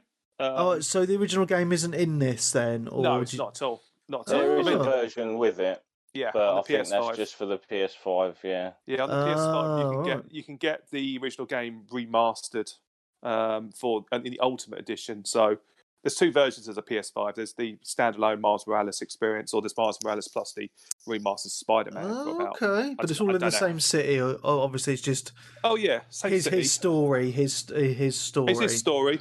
Okay, yeah, it's his story. It kind of there's the opening sequence is great. I don't want to. You might have seen the videos, but I don't want to spoil anything, to be honest with you. But it is a team up with Spider-Man, and you off you go. Yeah. But this one, it very much focuses on Miles's story and the characters he brought into the franchise. Yeah. So it's not really like your classic Doc Ock or Green Goblins or anything like that. It's very much his story, and if you're familiar with it, you won't be disappointed. It's all very low key in that regard. It's nothing well-being, but then again, I haven't finished it yet, so I don't know how it expands out, and whether or not any other bad guys get introduced to it, I don't know. But it's really, really cool. I mean, what I really, really like about it is that in terms of movement, Miles is very much kind of learning the ropes still. So he's less precise when he's swinging around. He's very flailing. There's a neat little mode on there. You can do little tricks like Tony Hawk when you're swinging through the air and stuff. You can build up combos. Oh, that's cool. So that's pretty cool. It's not compulsory, but it's a nice little touch. And the suits as well. So as a pre-order bonus, I've got the early access to the Into the Spider-Verse costume, which is my preferred costume of choice because it's really, really cool. And then there's another option on there as well, which you can select as a perk, I guess, which reduces the frames per second animation on Miles himself, much like the Spider-Verse film. It gives you a headache then. Well, kind of, yeah. I mean, if Into the Spider was quite famous in the sense that everyone was going, well, this looks a bit odd. So the idea is that they animated Miles half the frames per second than anything else going around him when he was learning how to be. Well, he was learning how to be Spider-Man. Right. So all these skills were kind of all clumsy and slowed down. And as the film progressed and he got more and more proficient being Spider-Man, the frames per second improved. Right. So I'm guessing this is a similar thing, and it's a nice little pre-order touch on it as well, which some people might overlook. As I said, because I'm not that far through it. I tried it on, and again, I played it for a bit, and I went, no, I can't stick at this frames per second. I'll have to come back to it at intermittent points throughout the game just to see if there's any changes. And that's why the option, though. Oh yeah, exactly. And then again, there's all the options and suits to kind of like purchase and upgrade and so forth. But at the moment, I'm kind of finding that I've got my preferred suit. I don't really care much for any of the other fantastical ones, but some of them bring their own little special power-ups and options with them as well, which you can use to customize your combat abilities and stuff, and your perks. Cool. As I said, it's a, from what I can tell, it's 7-8 hours campaign, maybe 9-10, depends. That's pretty decent, I think. But I'm taking my time with it. Yeah, I'm kind of I'm doing side missions a lot. There's an awful lot again to milk in terms of collectibles and missions and so forth. So rather than just plough through it all and be done with it, I'd rather, much like I did with the first game, just take my time and progress when I'm at my own pace, which is pretty much why I enjoyed the first game so much. Yeah. So I'm hoping I'll probably get 15, 16 hours out of it, depending. So I think that Elliot's done it. Elliot's platinumed it. That's right. And it took him about 15, 16 hours. So, okay. But I'll probably do it slower because I like fucking around too much. Yeah. So yeah, I mean, yeah, it's. I mean, Darren, have you ordered this for your PS5? Oh, I've got it sat next to me. I just haven't got the PS5 to play it yet because the game's got worldwide release date, but the consoles didn't. Silly, isn't it? Silly Sony. Well, they had the PS5 version of Call of Duty on sale in Asda yesterday, I noticed. So getting there early, I guess. Well, the UK got left behind on the old PS5 launch because it came out last week in America. Yeah. Oh well, it's a shame that. Never mind. Obviously, not enough PS5s were made, or they got some shipping issues. I don't know, or maybe I don't know. It's who cares? I've got one. What else was there? I started playing Gears Tactics, which I really liked actually, and because it came out on Game Pass, and it's a I can't really say much really, other than I haven't really played many tactical games in the past like XCOM. I played XCOM for a little bit, but never really stuck around. But it's a nice little it's a nice game. It's all right actually. It's quite tactical. It's set before Gears of War 1, if I understand it. Mm-hmm. There's stuff to unlock which you can actually take over the Gears 5. But I will say it crashed. I put on. There's two modes. There's quality mode and performance mode off the bat. And there's me thinking, I'll put on performance because I've got a 4K telly. Let's lock it at 60 frames per second and see what fucking happens. Yeah, man, my Xbox One X does not like it. It froze twice before I had to go back in and turn it down to quality, which obviously outputs at the 4K, but obviously locked at 30 frames per second. Not that it really matters on Gears Tactics, does it? Let's be honest. But it's kind of got to the point now, and I think we're going to have to be a lot more aware about it, us people who are obviously using the earlier models of Xbox, that there are these possible options coming up in various games that we need to be aware of. And if we are finding stuff's crashing, obviously there is a performance issue that is either, there's a solution already baked in the options menu, or as you were saying, Peeves, earlier with your Watch Dogs, it's quite obviously an optimization issue because you're playing on an Xbox One S, isn't it? Yeah. So obviously, I got a feeling that they haven't optimized it properly, and they fucked it up. That's Ubisoft not optimizing something? No way. No one plays on the Xbox One S anymore, do they? No, it's last gen now. Come on. I know, man. That seems to me that's just a hunch. That's all my hunches. But Gears Tactics, I'm going to pick at it, I guess. I would compare it to XCOM, 100%. XCOM with a Gears skin on it. Yeah, which is fun actually. It's took a little while to learn the basics, but now I've got down to a T. It's quite straightforward. I haven't put it on the hardest mode because obviously I'm not particularly good at strategy games, but it seems fine, Other stuff, I mean, I did slag off Need for Speed Payback. They're not talking about it ever again. I will slag off another game I tried out on Plants vs. Zombies Battle for the Neighborhoods. I love Plants vs. Zombies Garden Warfare 1 and 2. I love them to pieces, but this... Oh, they're awesome. This one, I don't know. I got in, it dumps you in this great big world, and you wander around, and it's all colourful and garish, and you don't know where everything is. I just want a fucking options menu. I don't want to fucking walk around hub. And they kind of did that in the second one, though, didn't they? Where you went into the garden and then you activated it from either side, depending on which faction you was on. Yeah, it wasn't as expansive as this. This is just like a world within a world. It's just I got lost, and I played some of the combat as well, and there's an awful lot of people there. They're having a field day with all the noobs coming in via Game Pass. You can tell there's an awful lot of people that play a lot of hours on this because they've all got like gold skins and all sorts of fancy shit going on, and quite clearly all these perks and benefits which are obviously making them have the advantage, I guess, in terms of people that turn up with me with nothing more than a fucking pea shooter. So, I mean, that's the frustrating thing, I guess. And then if you look a little bit under the facades in terms of, EA's storefront, all these games, a lot of these modern ones will, have all these microtransactions embedded in, which essentially is pay to win, essentially.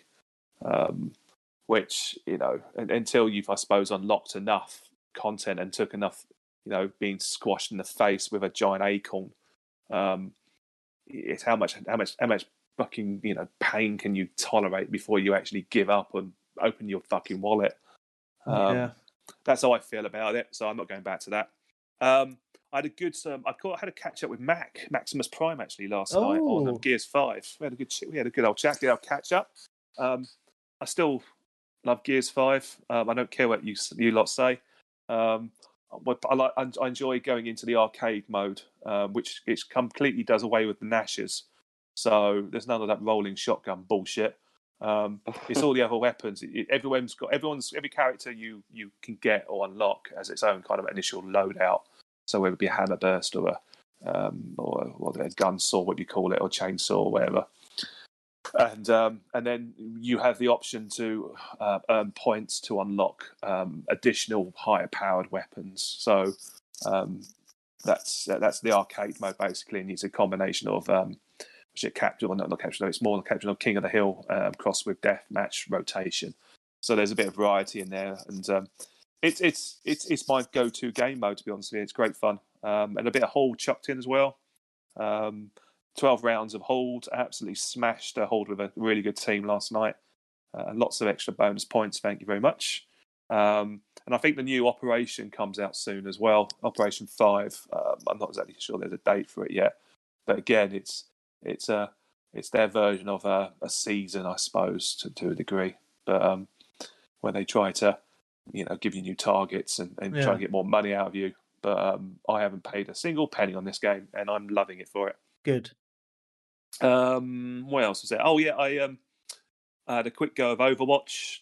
Yeah, that was bad. Really. Played that a little bit. Just I realised I hadn't updated it for a while, so 20-30 gig download later, it's all ready to go again. And then I did get a brand new game in the post via Amazon for £11, and it was Borderlands 3. And, have you played it? I really like Borderlands. I really enjoyed I played the first Borderlands, and I finished Borderlands 2. I do own, but I never really got stuck into the pre-sequel.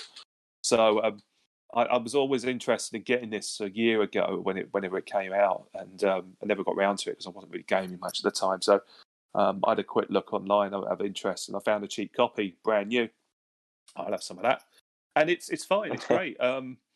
It looks like Borderlands. It's as I said, it hasn't.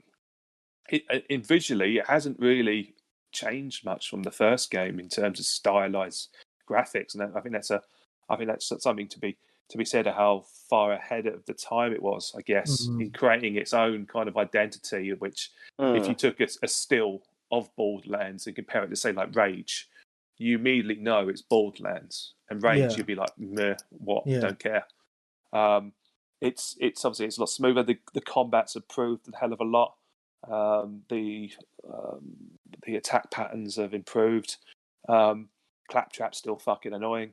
And yeah, the missions seem to be a little bit they're kind of fetch questy still, but they always were. So it's fine. I mean, it's if you can get it cheap for 11-12 quid, like I did, it's well worth picking up if you're into that kind of post-apocalyptic Mad Max style stuff. In fact, some of the bad guys in it actually do. I see kind of like they have been influenced off Fury Road in the terms of some of the punks are kind of like religious zealots talking about nice day to die and stuff like that, and which is a clear reference to the last Mad Max film, which is a fucking tour de force in action cinema. So anyone that hates that film obviously does not like action films. So, yeah, you're chuckling. You agree with me there, do you? Well, yeah, it's one of. I know a lot of people hate it, but it was still a film I remember watching on my own in Japan in the cinema and being like, "Wow, yeah, bit of a thing." It's jaw dropped to the floor. I've got the black and white version, or the black and chrome version, which I haven't watched yet, which I'm gonna dig out. And the colour mix in the original films a standout as well. Anyway, Yes. It's very much a stylised film in. Oh yeah, I mean, if you saw, visually, the rumor was when there was all sorts of turmoil on set apparently in terms of people sitting around days on end, and what they were doing, they're taking ages to film it because basically George Miller was filming action shots at little stills at a time, but he had it all mapped out in his head in the sense that he knew how the edit was going to go, what shots he wanted for the edit, and how close up and how fast paced it would be when you put it all together. If you watch it now, it's astonishing how he did it. And this is the director of Happy Feet and Happy Feet 2. Babe and Babe Pig in the City.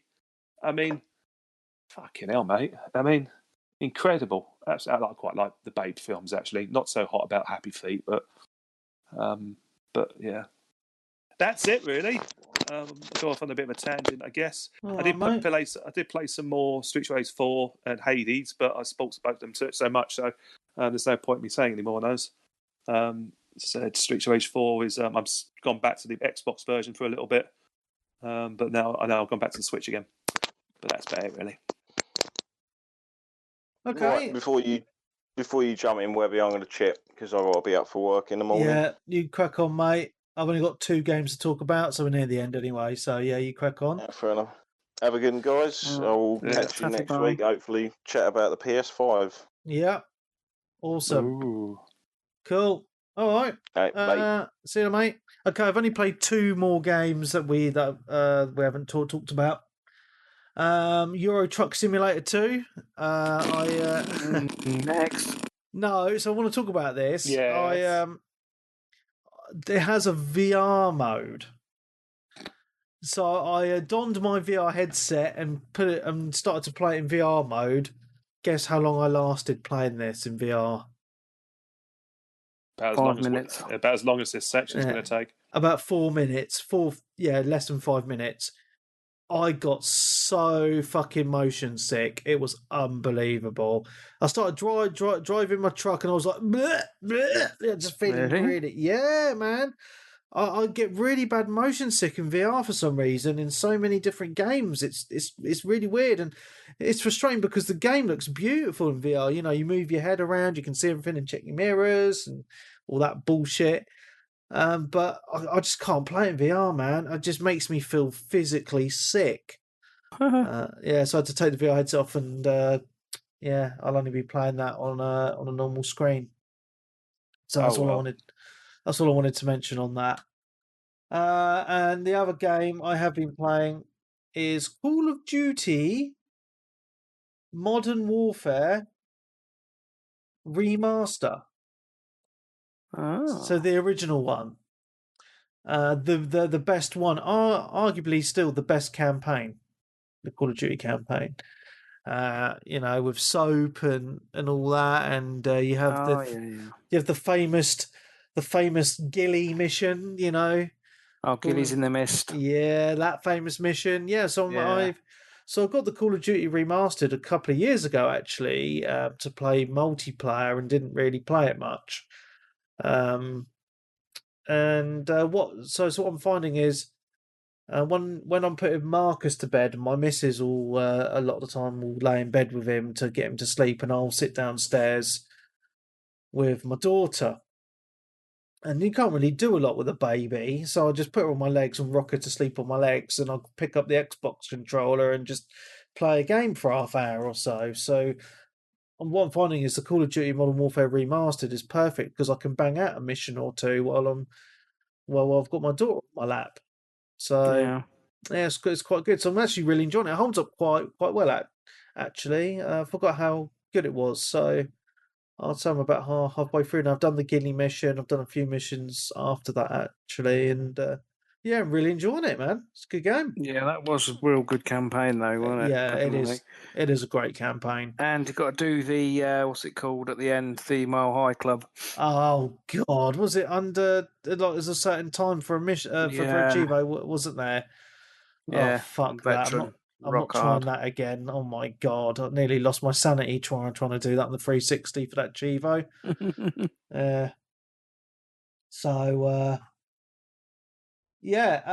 That's all I played, guys. So I've gone through pretty much all the news. There's 2 bits of news that I do want to talk about very quickly, which probably we can just go through quite fast. PlayStation 5 news. First one is the PS5 does not have a web browser, which a lot of people are quite upset about. Why? Because I think a lot of people use it to watch porn. Oh. Bring up the old Pornhub on your PlayStation. I never thought of that. Yeah. We know what Dan's going to be doing later. Yeah, I've got YouTube on my Switch, mate. And the other thing is that PlayStation 5's a lot of users are reporting coil whine. So if you don't know what coil whine is, it's usually something that PC graphics cards get. So it's just like a high-pitched whining noise going through the circuit board. I think it's like when it heats up or the fans or something. And it's just like this very high-pitched whining noise. Well, it can be quite quiet, but you can pick it up in your ears very slightly. So apparently that's been happening to some PlayStation users. That's all my news. Nice and easy. I did hear about there was a bit of controversy going back to Call of Duty Black Ops, not Black Ops, but Cold War. Sorry, that the PlayStation version has added benefits in terms of pay to win over rival Xbox and PC versions. In the sense that they got not only got exclusivity on a zombies mode, but also that they've got benefits like they've got 2 extra loadout shots for multiplayer player, and they've got some options to get additional XP over PC and Xbox players. That's because the PlayStation noobs need all the help they can get.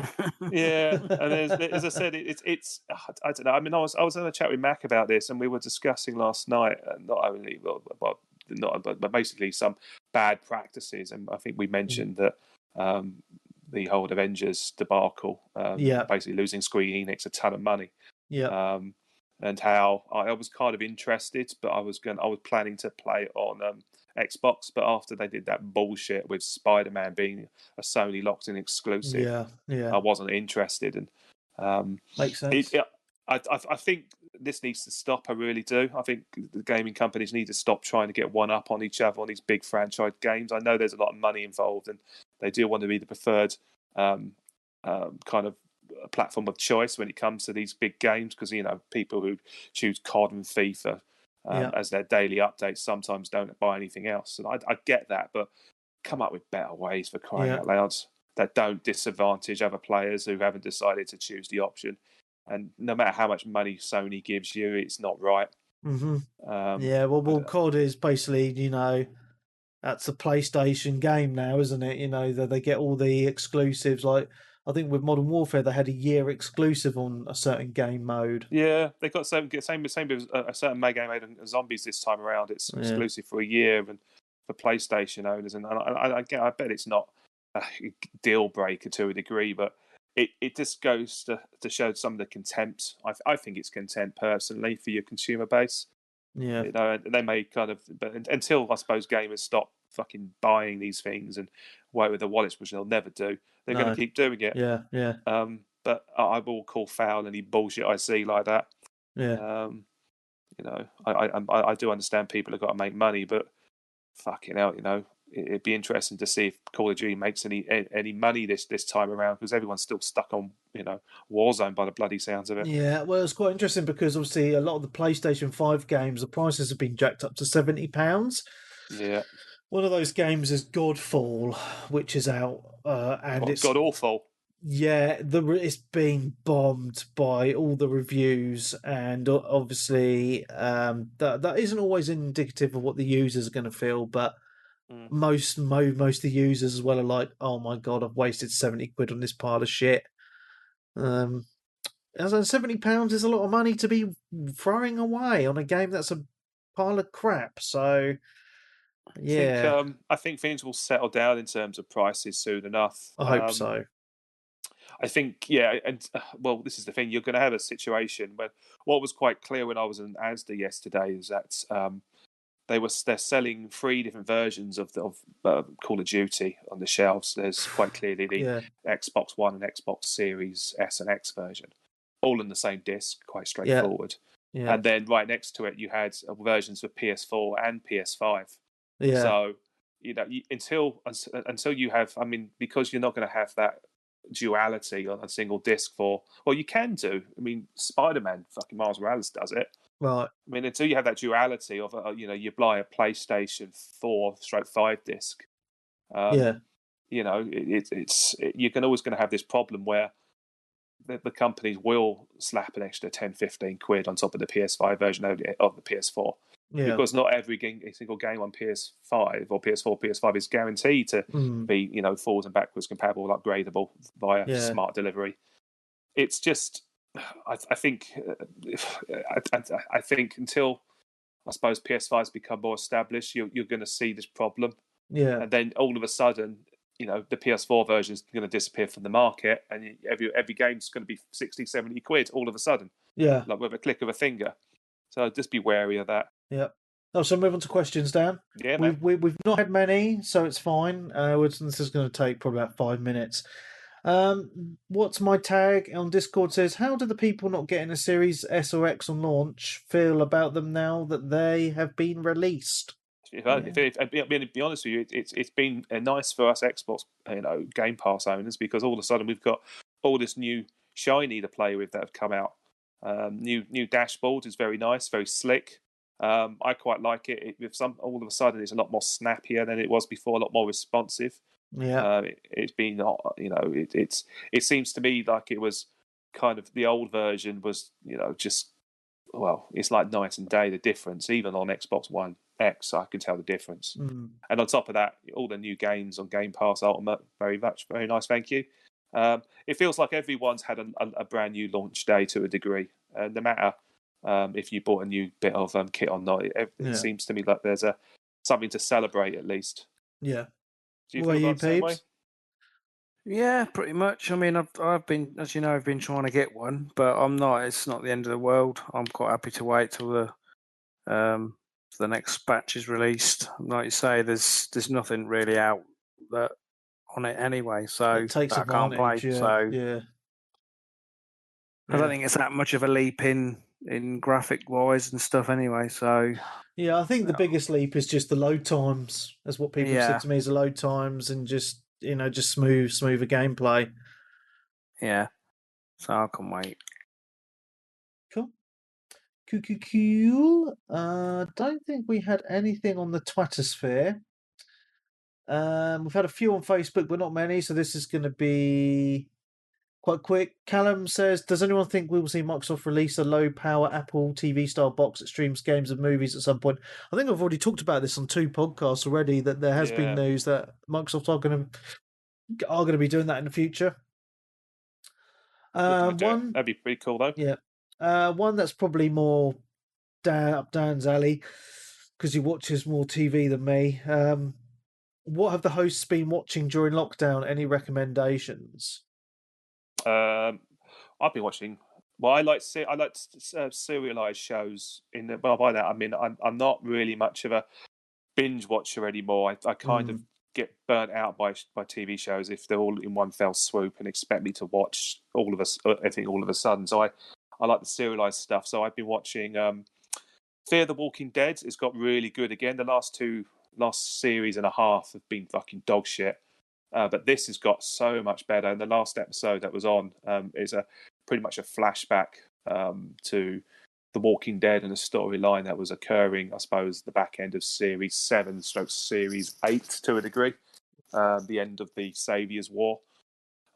So that was pretty cool to see that. Obviously, that The Walking Dead World Beyond I've been watching on Amazon, and it's like fucking teenagers. Although it's just got a bit dark, which I've perked up a little about. So we'll see how that pans out. But there's only 3 more episodes left to go of that. Star Trek Discovery's great, fantastic. Been watching that. Taskmaster on Channel 4, glorious. If you've got a chance, if you've been watching, did you watch Taskmaster at all? Oh, is this about the kids? Clever Kids?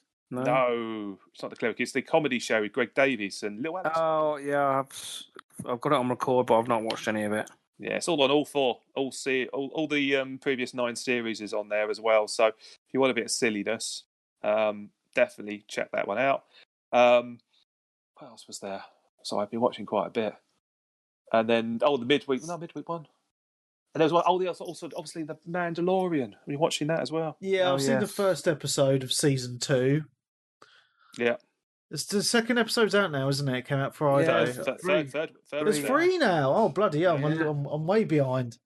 The thing is, they're getting shorter in length as they go on. Oh, okay. Just over 30 minutes long. Oh, I need to catch up on that then. Oh, Yeah. cool. Yeah, I really like the first episode. Yeah, they're good. They're all good. And there's one more thing I've been watching. Oh yeah, they finally put Series 7 of Agents of S.H.I.E.L.D. on Disney Plus now. Because it never came out on terrestrial TV over here, which pissed me off. Because I tend to religiously watch those for some reason. It's the Soul series started off a bit shit, but it's got better over the years. And I watched the first episode. I think there's 2 episodes on Disney Plus. I watched the first one yesterday, and it's slick as hell. It's lovely. It's great. It's good fun. Absolute nonsense. But yeah, I check that one out, I guess. And that's it, really. That's all. It's all that me and the missus have been watching is obviously The Mandalorian, and we started The Alienist on Netflix. That's really good. Set in like the olden times, and it's like about there's a guy who's trying to change the thinking on the police force. So it's all about the beginning of like fingerprinting, and trying to profile killers. So it's quite interesting. There's a killer. It's set in New York. There's a killer who's going around just killing boys, but they're like sex workers, like who dress as girls. It's all a bit weird, but the way he kills them is pretty fucked up. And it's all about how he's profiling them and the killer and how they're trying to track him down. Yeah, it's really, really good actually. Check it out. Well, apart from Towie. Oh my god. I saw Made in Chelsea's coming back. Yeah, that's on. Been watching that. Started watching The Crown today. We've done 3 episodes of that. That's pretty good. It's now come to the 80s with Princess Di and Maggie Thatcher and stuff. So it's some more stuff you can actually remember from childhood and growing up and stuff. Well, so depends how old you are, mate. I remember. There was when it was the royal wedding, 1982, wasn't it? Yeah, Charles Diana wedding. Street party. Yeah, we had a street party. Yeah, I remember those days. And then we've watched the Undoing, which is Hugh Grant and Nicole Kidman. Which is pretty cool. 3 episodes in on that. That's you sort of think it's like a Hugh Grant normal type role he plays, buffling Englishman type thing, but it's actually quite good and it's a bit dark, and I don't really obviously want to spoil it, but yeah, it's quite good. And Nicole Kidman just never seems to age. All of you, mate. All of you, yeah. Covered in it. Yeah, and that's it really. We're always looking on the look. I'm the same with series though. I am with games. I don't like starting too many off. Yeah, makes sense. I like to watch one and just concentrate on that rather than start watching others. So I've got 2 on the go at the minute: The Crown and that Undoing. So I do for now. But I'm interested in The Boys on Amazon. I want to watch. Oh, that's really good. Yeah, good. Love that. I love that. I think I might start Vikings. Well, yeah. So I've done Vikings. Have you done the Last Kingdom? No, I've not done either of those because I've been playing Assassin's Creed. I want to. Well, yeah, if you're playing that, you'll really like that, which is pretty much what it is. I've heard that Vikings is more fantastical, whereas The Last Kingdom's a bit more set on history. Yeah, I think The Last Kingdom is actually sort of based on obviously what really sort of happened. The Vikings is a little bit more. I've heard it's like Game of Thrones-ish. No, I mean there's no like beasts or anything like that and magical. Maybe a little bit, but it's not too unrealistic. But they're both good. Cool. Shall we move on? Yeah, man. Yes. Okay. There's only a few. I think there's only actually one question left. Oh, there's 2 questions actually. Callum again says, today is the birthday of Halo. What's your best memory of Halo? Good question. Well, just all the epic gamer nights we used to have on it back in the day. Yeah, Halo 3. Halo 3, yes. Yeah, I remember. Well, we had some wicked time on that, didn't we? It was a lot of fun. For me, it started off with Halo 2 online on the original Xbox. Yeah, the original Xbox. Playing that online was what got me really into Halo, and then obviously with the 360G community on Halo 3 online, just that those times were just brilliant. They were not relived on the Master Chief Collection though, which was very disappointing for me.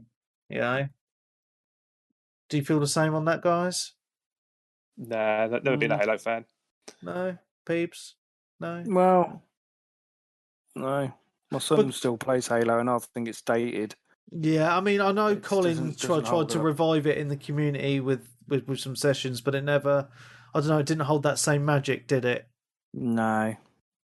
It has dated quite a lot. I mean, the campaigns still hold up quite well. They're just fun, but the multiplayer, it's just your memories with old games are normally a lot better than reality because obviously technology's moved on, and the map design on the original Halo games was phenomenal. Like Blood Gulch is a particular one that I really love. Yeah. But if I go back to it now, I'm just like, oh, this is just feels clunky, and you can't run, and the zooming in shit. It's just like, oh yeah. You know, we're spoilt these days. Yeah. Last question from Nikki Wilson. The PlayStation 4 had one Uncharted game. Oh, the PS4 had one Uncharted game compared to 3 games on the PS3.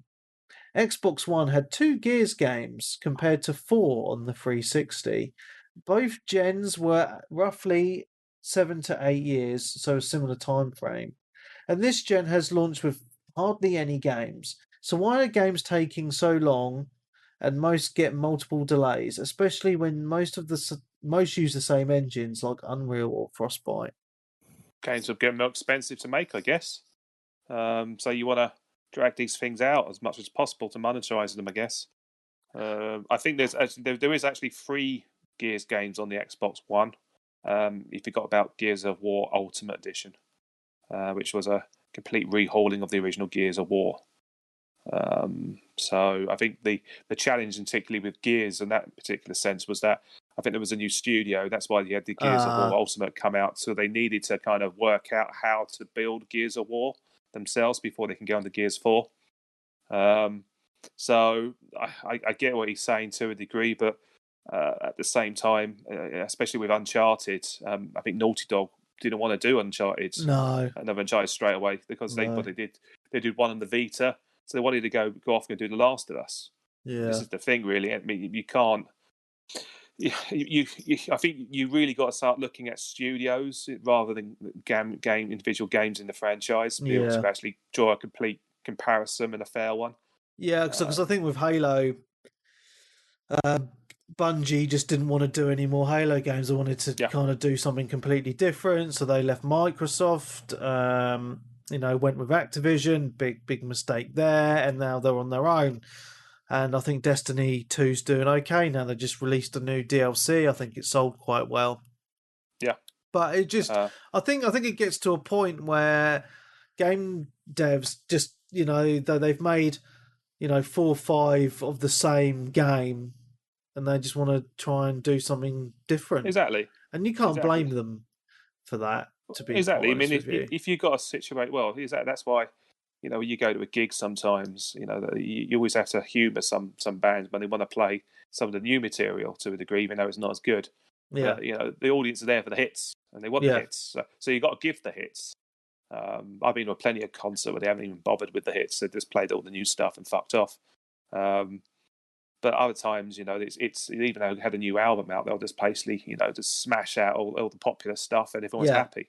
Yeah. So I get what you're saying. As as a fan, you want more of what you love, but unfortunately, the people that make it don't always want to give it to you. No, and then you look at Microsoft again. I'm sticking with Halo as an example. Bungie left, and they then gave Halo to a completely new dev team. I know, like, some people stayed behind. but Halo 5, in most people's opinions, wasn't that good. They fucked up the Master Chief Collection. It was buggy mess for 2 years until they fixed it. And now you look at the new Halo that's now been delayed because what they showed, everyone just laughed at for looking like a bag of shit compared to the previous Halos.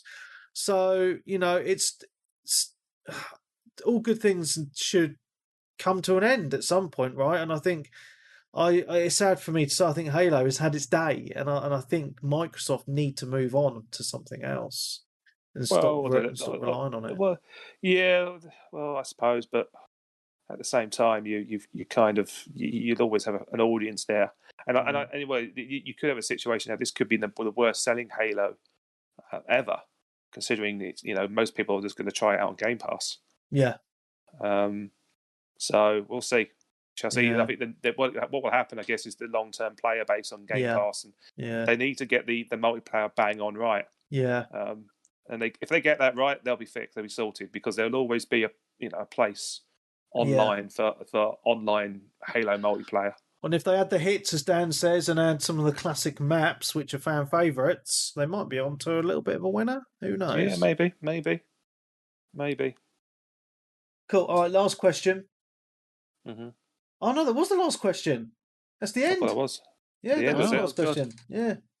The end. This is the end. Good, because my back is killing me on this fucking chair I broke the other day. Oh, yeah. Tell a story about this. I heard you told. I actually told it on the podcast yesterday. Yeah, no, but some people. Yeah, only 6 people will hear that. Exactly. Well, it's their fault for being tight fuckers and not paying for the bloody Patreon.